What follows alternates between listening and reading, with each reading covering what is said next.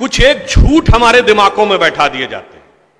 जैसे आप सब ने यह कथा पढ़ी होगी कि एकलव्य का अंगूठा कटवा लिया द्रोणाचार्य ने, पढ़ा है ना आप सब ने?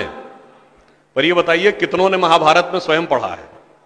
मेरे विचार से हम में से किसी ने भी कभी महाभारत में वह प्रसंग पढ़ा ही नहीं होगा एकलव्य वाला।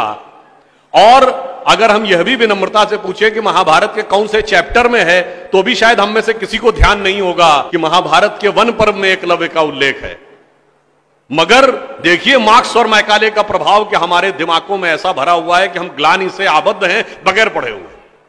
अब मैं आपसे कहूंगा, जाइएगा, जाकर पढ़िएगा। अवेलेबल हो तो इंटरनेट पे जाके सर्च कर लीजिएगा, ना हो तो जो महाभारत सीरियल आया था उसका एपिसोड जाके यूट्यूब पे देख लीजिएगा। कि किस्सा यह था कि जब आपको, चाहे आपने कथा सुनी होगी कि कुत्ते का मुंह बाणों से भर गया था जो एकलव्य ने तीर चलाए थे, और जब वह तीर अर्जुन निकालते हैं तो उस कुत्ते के मुंह में एक खरोंच तक उस बाण से नहीं आई होती है, तो वो चौंक जाते हैं क्योंकि ये सामान्य तीर नहीं है। उन्होंने कहा तो दिव्य अस्त्र है कि मुंह में पूरा तीर से भर गया मुंह और इसके बाद भी एक खरोंच नहीं आई। आप कहेंगे दिव्यास्त्र का मतलब क्या? दिव्यास्त्र का मतलब यह है, जैसे रशिया यूक्रेन की लड़ाई चल रही है ना, इससे पहले मिडिल ईस्ट की लड़ाई देती थी, तो जो मिसाइल जाती है वो लेजर गाइडेड जाती है, जिस बिल्डिंग पे गिरना उसी बिल्डिंग पे गिरती है, अगल बगल पे नहीं गिरती, क्योंकि the direction is precise to the metres. पर अगर मुंह के अंदर जाए और खाल पर खरोंच ना आए, इसका मतलब it is so much strongly guided that it is precision to the micrometres. तो जब ये वो देखते हैं ये दिव्यास्त्र चलाना, तो उन्होंने कहा दिव्यास्त्र राजा चला सकता है, ये कैसे सीखा इसने? तो जब द्रोणाचार्य उससे पूछते हैं कि तुमने ये किससे सीखा, तो कहता आपसे सीखा गुरुजी। कहते मैं तो तुम्हें जानता नहीं बालक, तुम अपना परिचय दो। अब यहीं पर बिंदु है। एकलव्य क्या कहता है?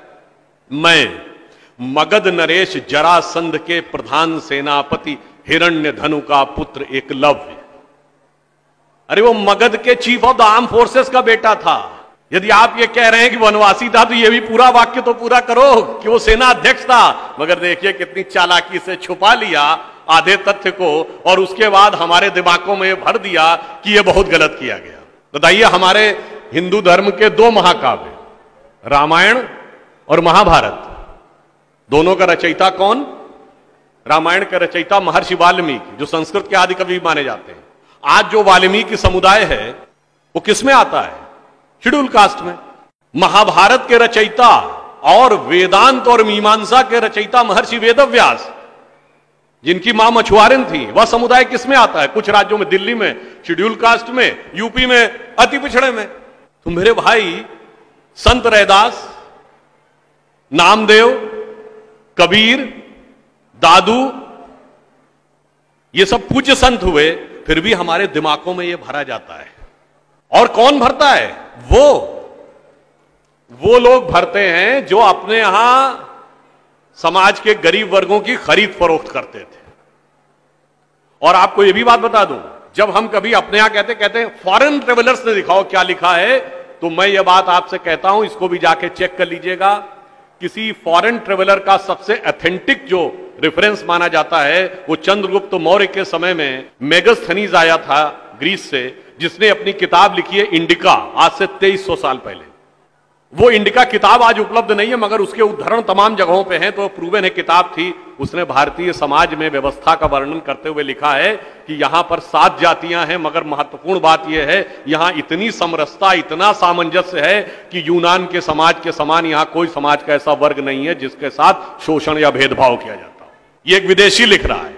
और मैं एक और बात आपसे बताना चाहता हूं, बहुतों को नहीं पता होगा, गांव में पंचायत होती है ना, ये पंचायत में 5 की संख्या कहां से आती? ये 4 या 6 क्यों नहीं? 5 की संख्या जानते कहां से आती है? 4 वर्ण माने गए थे, तो किसी भी गांव में निर्णय लेना होगा तो चारों वर्णों का एक एक प्रतिनिधि होगा, और 5वां जानते कौन होगा? गांव के बाहरी क्षेत्रों में रहने वाले वो वनवासी जो प्रत्यक्ष रूप से गांव का हिस्सा नहीं है, पर हमारे निर्णय का प्रभाव उनके जीवन पर भी पड़ेगा, तो 5वां प्रतिनिधि उनका होगा। वहां से यह पंचायत का भाव आता है। और फिर मैं आपसे कहना चाहता हूं, हमारे दिमाग में एक और चीज भर दी गई कि जाति व्यवस्था हमने बनाई। आपको पता है कास्ट शब्द कहां से आया? ये कास्ट अंग्रेजी का शब्द नहीं है, ये पुर्तगीज भाषा का शब्द है। और 1931 में जो अंतिम जनगणना जाति के आधार पर उसमें 4114 जातियां हैं हिंदू समाज में, जिसमें अब 6000 बताई जाती हैं। मैं चैलेंज करके पूछता हूं, कोई दिखाओ तो किसी धर्म ग्रंथ में 6000 जातियां लिखी हो, और जहां लिखी उसमें इससे ऊंचे ये, इनके नीचे ये ऊंचा ये नीचा, कौन से धर्म ग्रंथ में लिखा है? ये माली ऊंचे की तेली ऊंचे, सुनार ऊंचे कि लोहार ऊंचे, कहां लिखा है? जानते हैं कहां लिखा है?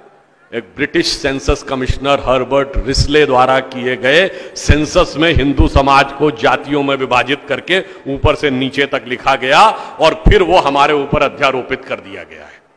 हमारे दिमागों में कैसी कैसी बातें भरी जाती हैं। एक थोड़ा लिबर्टी लेते हुए यह भी कहना चाहूंगा, महिलाओं को पढ़ने का अधिकार नहीं दिया जाता था। अब यह बताइए, हमारे यहां दिल्ली में लोगों को ध्यान नहीं होता है, आप लोगों ने मैत्री कॉलेज और गार्गी कॉलेज है ना, ये मैत्री और गार्गी कौन थी? ये वैदिक काल की 20-22 विदुषी स्त्रियों में से एक हैं। गार्गी ने ऋषि याज्ञवल्क्य के साथ शास्त्रार्थ किया। फिर मैं चैलेंज करके कहता हूं, दुनिया में कोई दूसरा धर्म संस्कृति बताइए जहां धर्म पे टिप्पणी करने का अधिकार किसी महिला को हो और किसी धर्म के ज्ञाता के साथ शास्त्रार्थ करने का अधिकार। फिर हमको समझाया जाता है कि हमारे यहां बराबरी नहीं थी।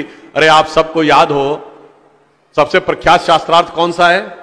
आचार्य मंडन मिश्र और आदि शंकराचार्य के बीच में, दोनों के बीच में जो शास्त्रार्थ हुआ उसका जज कौन था? आचार्य मंडन मिश्र की पत्नी उभय भारती। फिर मैं चैलेंज करके पूछता हूं, पहले दुनिया कोई धर्म बताइए जहां टिप्पणी करने का अधिकार स्त्रियों को हो और जज बनने का अधिकार हो डिस्कशन में। उसके बाद हमसे कहते हैं कि साहब बराबरी नहीं थी। इसलिए मैं कहना चाहता हूं कि हमारे यहां तो समाज में जिस प्रकार से एकाकार करके सबको साथ में लिया जाता था, बराबरी का तो आलम यह था, बराबरी नहीं थी, यह सच है। हमारे यहां बराबरी नहीं थी, हमारे यहां मातृशक्ति को पहले रखा जाता था। इसीलिए हम क्या बोलते हैं? सीताराम, सीता पहले राम बाद में। लक्ष्मी नारायण, लक्ष्मी पहले नारायण बाद में। गौरी शंकर, गौरी पहले शंकर बाद में। राधे कृष्ण, राधा पहले कृष्ण बाद में। माता पिता, माता पहले पिता बाद में। और इसीलिए हमारे जितने भी प्रतीक हैं, भारत भी माता है, धरती भी माता है, प्रकृति भी माता है, गीता भी माता है, गंगा भी माता है, गाय भी माता है, गायत्री भी माता है। और ये केवल कोई आध्यात्मिक धार्मिक बात नहीं है।